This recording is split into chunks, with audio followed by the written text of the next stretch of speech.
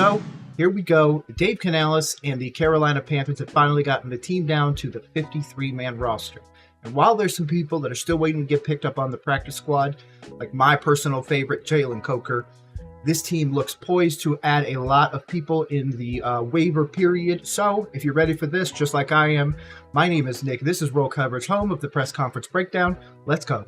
Hey, I thought it was all over. Nope. They Roll Coverage.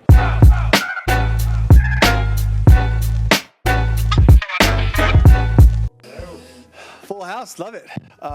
Another great day. Got out there in the heat, right in the middle of it, right in the thick of it, hottest part of the day. We need it. It's been great.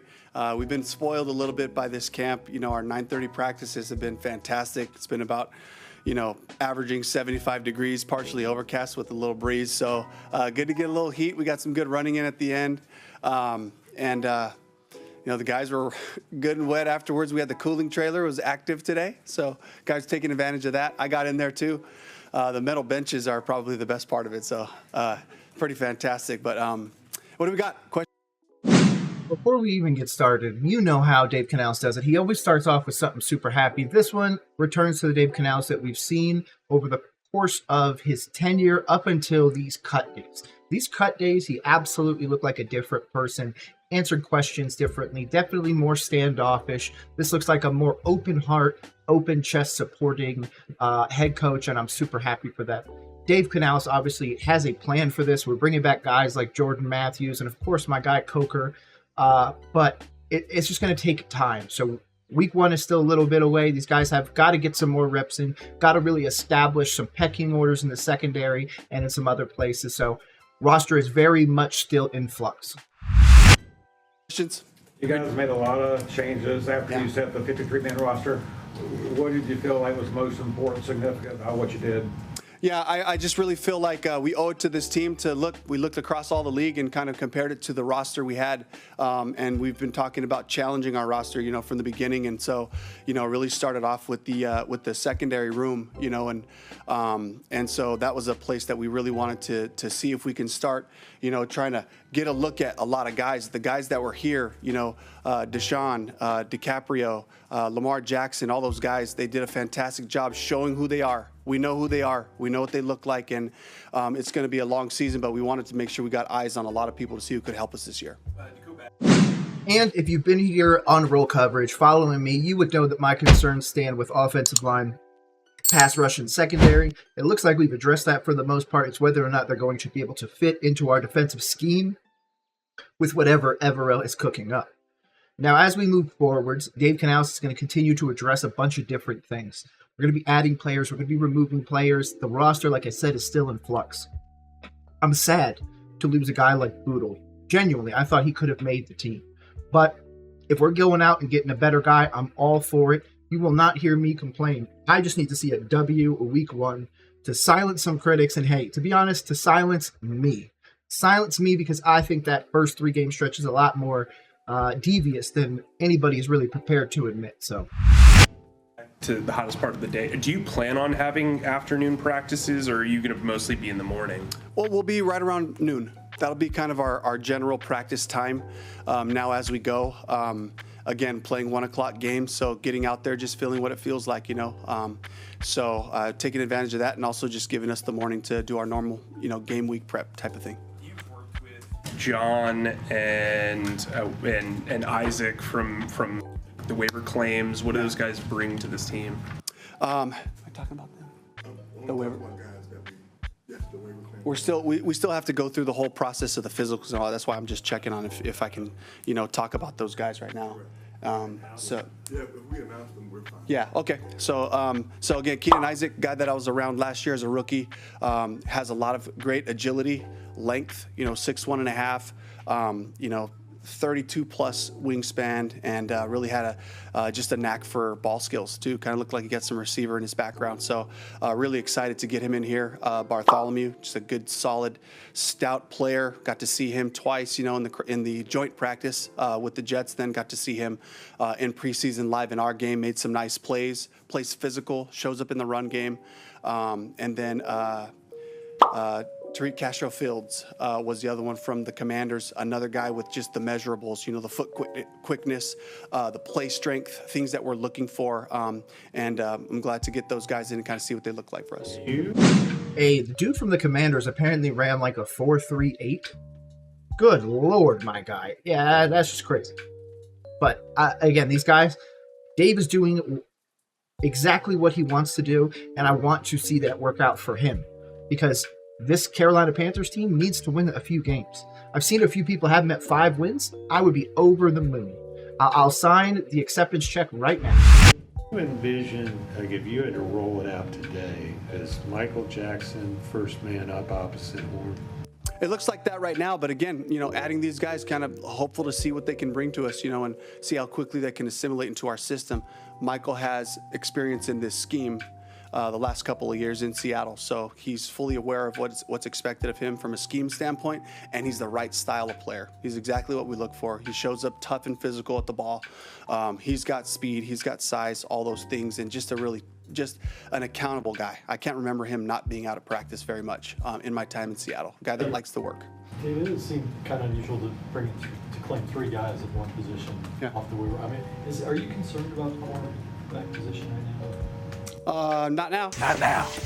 I mean, we got guys to look at, so it's just, again, gathering as much information. We were hoping for somebody to just step up and take it, and really show us. And the guys showed us what they could do. But, for me, it's my responsibility, Dan and I, our responsibility to really bring in the traits and the type of guys that we're looking for. So I'm excited to get a look at these guys. As far as showing up and taking it, who's the guy opposite Jadeveon Clowney at edge rusher right now? Yeah, up for grabs still. This is a group of guys that have worked really hard through camp, and just going to continue to see what DJ, Eku, Caleb Vaughn, can bring to us.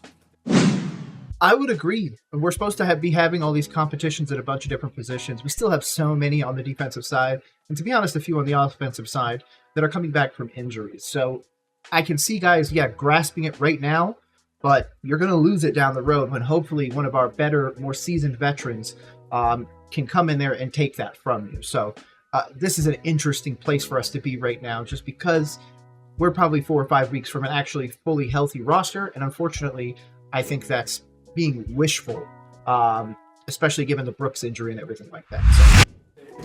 Bartholomew, how much was he on your radar before joint practice in the preseason game, and what, if anything, did you see that stood out during that time? Really not until then. It's the beauty of having the joint practice. We get to kind of see another team practice. You get to look at the entire roster and kind of evaluate it and compare it to our current roster and look at our depth chart, go player to player and kind of see, is there anybody that can bring something? So that's where he really flashed for us. Just looking around at practice and seeing fewer bodies, to what extent does that kind of dial you in now to the regular season mindset? It's a wake-up call, especially for some of the younger players who have really never been through this process. And you can see the urgency and the focus. It gets elevated. It's the nature of, the reality is our culture here, we enjoy every day. We love going out to practice. Our meetings are fun. The coaches are dialed in. Guys really enjoy it, when we have this big 90-plus man roster, even with the guys that are recovering. And I think that, the reality starts to sink in. I could feel it in the Buffalo week, and it's normal. That's what I've felt for 15 years now. As we get into that week, you can feel the heaviness that comes with it, and I just try to address it, and I try to talk about it this is normal. This is normal to feel this way. Let's appreciate each other. Let's appreciate, because every single person that's come through this building has helped us become who we are today, and helped us really challenge each other. Iron sharpens iron. That whole mantra, it really takes everybody. It takes all the groups and all the depth that we have to throw a great camp and to throw a great preseason. And so we entered into it with gratitude and really thankfulness, and it was a really cool weekend, to be in Buffalo together one last time in the hotel, to play again with each other. And a game day, it felt like a celebration. And the guys were just really excited to cheer each other on, but also to see the starters get in there and play as well, because that's been kind of an excitement for the whole group. So, and then this week, of course, these couple of days are really heavy. And again, not going into the team meeting and trying to play a distraction drill, just go right to the heart of it. And it's guys, yeah, these are a bunch of our guys, and we've spent a lot of time together. I appreciate all of you, but heighten the focus in regards to just the respect for the whole process. I like the player happiness, player first approach to it. But if we end up with 4 wins, are we going to have the argument like people had last year where they're like, they don't need ping pong tables and they don't need this and all that other stuff? Like, could this be something that comes around to bite Dave in the butt? Absolutely, it could be. To be honest, it's probably going to be, unless he can get that 5-6 wins or more, especially coming from on high. Tepper is a very involved owner, regardless of what he said to others. He told us he wouldn't really be involved with the regime last year, and that kind of went to crap because of him. I need him to keep his hands out of this pie now, so this way we can let Dave cook it. And it's going to take some time, but man, I just need to see something in a game. I understand everyone's been getting sold this, beautiful golden statue of what the Carolina Panthers can be. But to be honest, I think we're made of chocolate and we're going to start melting really quickly. I think that the issues that we're trying to patch up, like say, for example, in the secondary, where guys aren't going out there and getting it. If J.C. Horn goes down, we have the 32nd best secondary in the NFL. And I'm one of the people that loved Horn coming out of college. Loved him. But his body has betrayed him so far, and he has been constantly injured. And I can't give him the top 5 designation or top 10 designation when healthy. I'm sorry, he hasn't put together a full season ever. So until he does that, then he can start getting into the category. But right now, our secondary is literally 1 injury away from being the worst in the NFL. And that should have every Carolina Panthers fan worried about these guys that are now being brought in. I'm genuinely worried. Bring Jordan Matthews back, and as he continues this career and position switch, what does he need to do to kind of elevate even more? What a great achievement for Jordan, to really redefine his career as a tight end, to be reliable, to make plays for us in the preseason games, all camp. He was out there every day, and we've had especially the tight end room got nicked early. And for Jordan to step up, to be the guy who he is, and also from a special team standpoint, and then on top of that, from a leadership standpoint, to fight through little things that he was dealing with, to fight through it, to continue to be available, and to show guys what it looks like to get out early, to do your body prep, be crazy about your nutrition, the studying and all that, the professionalism, really valuable for our whole team. And that's one of the things that I think Dave is going to bring in bushels, and that is that professional mindset. And for that, I am super happy. What is the latest on Ian Thomas, and are you still hopeful that he'll be able to play week 1? I want to stay away from injury talks about, as we get closer to the season. Dave, you've been through 3 games now, first time coach. Watching film, how would you self-evaluate your performance? I would say that I got to be more demonstrative about calling timeouts. I still have a little bit of assistant coach in my mind, to stay behind the white. And even like the last game, we finally got into a good 2-minute situation, and I'm like waving timeout from back here. And, the officials were nice enough to kind of come over and say, hey, you kind of got to throw a fit and come out onto the field to get our attention. We're looking at the receiver and the line. I'm just like, okay, rookie moment for me. So that's something I got to, continue to get better at. I would say most of my performance in it hinges upon the communication that I'm getting from my coaching staff. And I just saw progress week to week. I got great guys that I've been with for a long time. Brad's in my ear constantly. Nate Carroll in situations. Will Harriger, same thing. We kind of all have the same upbringing, approaching different situations as they come up. So that communication by the 3rd game has been really good. And then, George Lee just giving me the D&Ds and kind of the information. Here's where we would take a timeout, those type of things. So, and then Mike Bergovici's giving me my, D&D tendencies and all that. And it got so clear and so fast in the last week. I feel really good about going into the week in terms of that stuff. I agree. And the one thing I want you to watch, especially if you've watched roll coverage, is to, 1, check out the Dave Canales mini-series I did, 9 parts, figure out all of what, kind of helps Dave Canales tick. But the bigger thing, and I think the underlying moment, is Brad. Brad Idzik was the former wide receivers coach, now non-play calling OC for our team. He used to stay with our head coach before he bought a house. So they have a very tight, very collaborative, relationship where they're able to build on each other. Now, obviously, Dave is going to take on the play calling for now, with Brad assisting at times. But I would expect by next year for Brad to fully take the play calling duties away from Dave. Otherwise, what are we doing? Dave needs to be focused on some other things. Yeah, if he wants to help during games, help, but Brad should be the play caller. And that's just my opinion. I want to know yours in the comments below, especially because of that personal relationship. He should be trying to build him up just like Brad has continued to try and build him up. So just an interesting dichotomy there. That fourth down call on the first drive, is that something we can expect more? In those situations, yeah, there's some situations where we feel like this is 100% go for it. George Lee's giving me that information on second down. If we gain X amount, be ready for 2 downs here. That's really valuable for a play caller because I have to have a mindset of how can I use this third down in regards to knowing I'm going to have one more. And it opens up the entire playbook. Say you're on 3rd and 6, all of a sudden it opens up the playbook to back to 1st and 2nd down calls. I could potentially call a run. I could call a hard play action if we have a favorable 3rd down and take a shot down the field. Setting us up knowing if we do have an incomplete or we don't gain yards, I still have another 4th down that really becomes a classic 3rd down call. So having that information is really valuable. That's been really good from George. And we'll take our shots when it applies. Dave, Hey, I like that. And again, I like that they're getting ahead of it. That's something that we need to continue to do.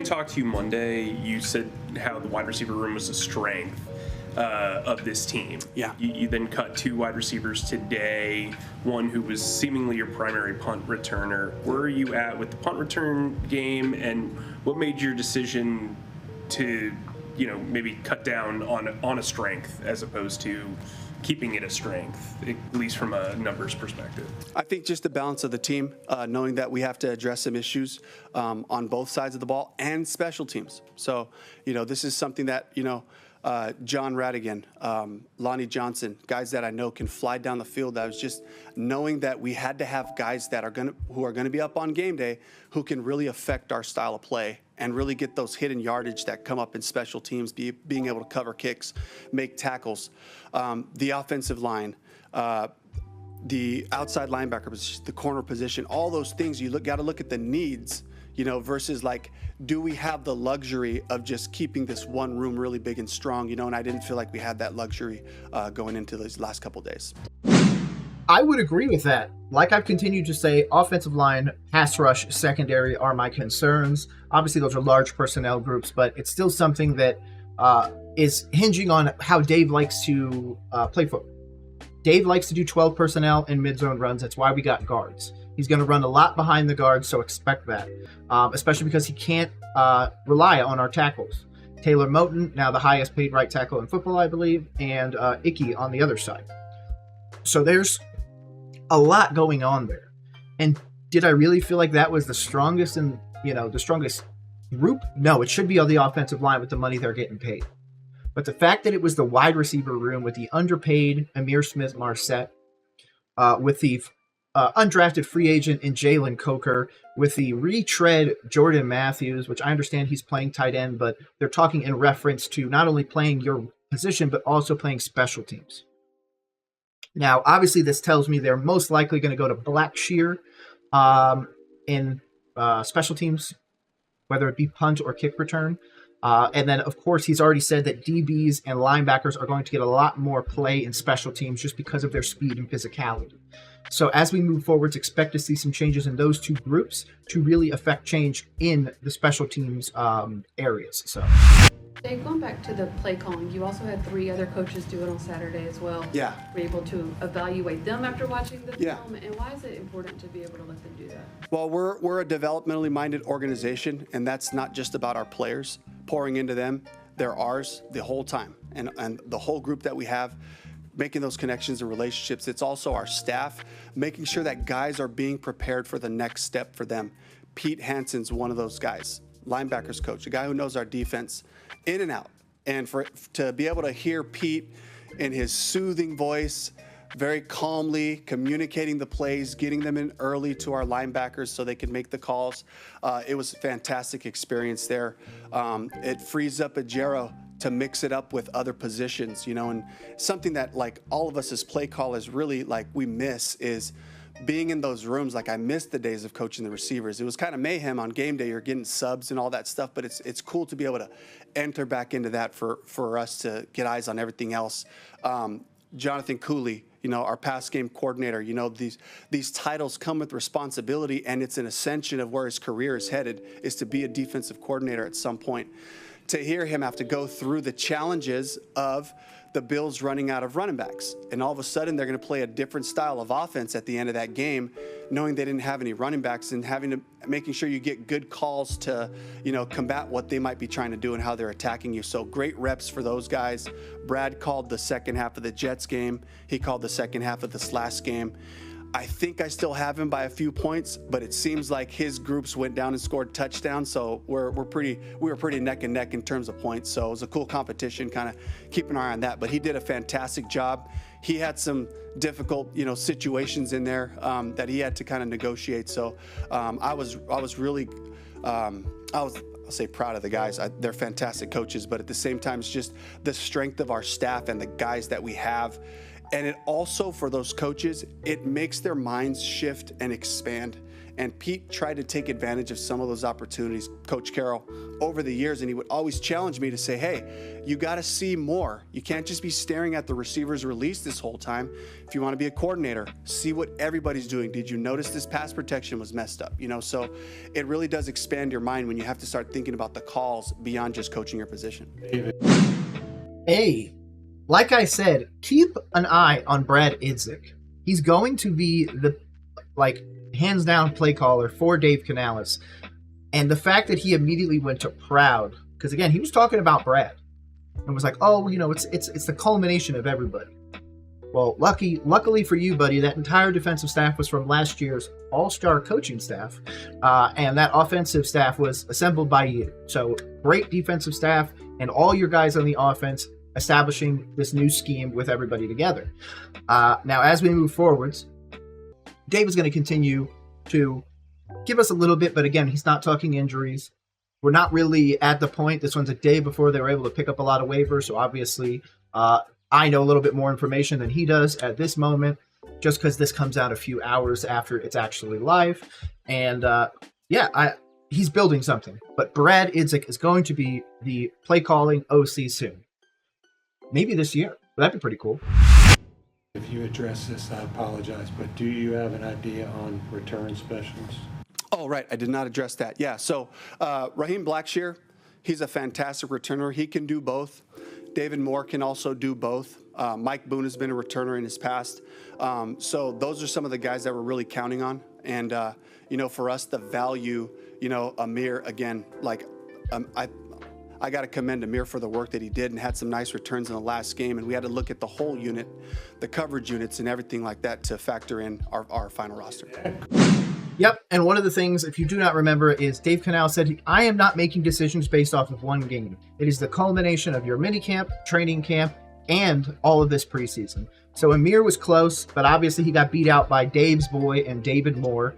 I still can't stand him. But Dave obviously is trying to give him the credit that he deserves, but he might be done in the NFL. Maybe a practice squad for a few years. I'm not sure. But again, shout out to him. Shout out to his birthday as well. I believe it was the day after we cut him. So sorry about that, my guy. Group collectively, or did one of them give you the assurance, and not that it was an easy decision, right, but that if you did let Amir go, you were okay there? I would say collectively. With the practice squad, obviously this is still kind of a churn up until next week. Right. With the roster. Mike Boone's back, who you mentioned can return. Do you expect there to be a lot of back and forth between the practice squad and the main roster over the next couple of days? I can't say that for sure, but I know just in general, we want to look at as many guys as possible. So the guys who are on our practice squad right now, most of the guys are guys who we know. We're going to bring in some new faces, but I would imagine that we would continue to just drill in and look across the league and pay attention to who's doing what, and being really aware and active of the waivers, and just being able to continue to challenge our roster as we go through this whole thing. Will he used as a returner too, or he be more of a blocker on that? Yeah, not right now. Not as a returner. Good? Oh, did you guys name captains yet? Not yet. We're going to vote on that. We have a bunch of things that we're going to get to in the next couple of days. Yeah. Hey, thank you, Dave, for giving us that. It's great to know the captains are coming out. I'm expecting captains to be Bryce Young. I'm expecting a captain on the defensive side to be Josie Jewell and Derek Brown. Maybe a J.C. Horn, but that might kind of depend on his availability. Obviously, don't want to give a guy a captain thing and then we cut him the next year, especially if he gets hurt. So there's a lot still in flux. Said that 3 or 4 times. But Dave gives us a great press conference, actually. Normally, well, I shouldn't say normally. Normally, he gives great ones. This one was a little bit better than great. Solid A+ from me. Overall, he's answering the questions. He wasn't really avoiding it other than stuff he couldn't talk about. Obviously, you saw him talk to a little bit of his communications team on the right, just making sure that he could talk about it when it came to guys that we were picking up off of the waivers. Moving forwards, I expect a lot of the guys that were swapping with the practice squad and grabbing through waivers to either be corners, guys that are assisting in special teams, or the retention of, again, Jalen Coker, because I think he will be on the roster as a wide receiver. It may not be till next year, and if that's the case, I can imagine another team stealing him off our practice squad. But here's to hoping he is a long-time Panther with us here in Carolina. But regardless, my name is Nick. This has been Roll Coverage, home of the press conference breakdown. Make sure you subscribe because I got a ton more coming out. And also, if I haven't covered a Dave Canales interview, and he does an interview someplace else, make sure to send me the link. I got my Gmail below, so you could always send me that. And of course, if you want to come on the show as well, make sure you send me an email. Otherwise, have a great rest of the day. Peace.